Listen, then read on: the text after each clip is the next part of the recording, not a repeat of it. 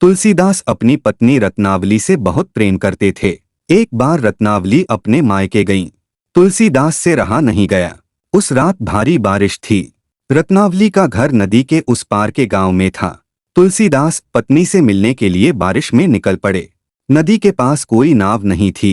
तब उनको वहां किनारे पर एक बहती लाश दिखाई दी। तुलसीदास ने उस लाश पर बैठकर जैसे तैसे नदी पार की। पत्नी के घर पर पहुंचकर दरवाजा खटखटाया, लेकिन दरवाजा नहीं खुला। पत्नी दूसरी मंजिल पर सोती थी, इसलिए घर के पीछे जाकर ऊपर चढ़ने का रास्ता देखने लगे। घर के पीछे उनको एक मोटी रस्सी दिखाई दी। वो उस रस्सी से चढ़कर ऊपर आ गए और सीधा पत्नी के कमरे में पहुंचे। पत्नी हड़बड़ा गई और बोली, इतनी रात बारिश में और वो भी ऊपर, आप कैसे आए? तुलसीदास बोले, रस्सी पकड़कर। पत्नी ने देखा रस्सी नहीं, सांप था।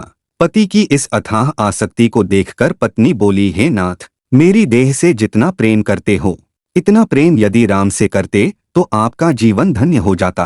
पत्नी की ये बात तुलसीदास के हृदय में उतर गई। उसी समय तुलसीदास घर से निकल गए और चित्रकूट में एक कुटिया बनाकर रहने लगे।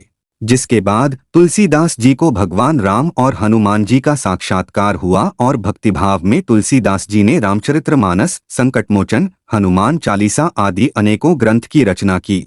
जीवन की दिशा बदलने के लिए एक वाक्य, एक शब्द, एक व्यक्ति काफी होता है। जीवन में आगे बढ़ने के लिए यदि कोई मौका आए तो उसको हासिल कर लेना चाहिए।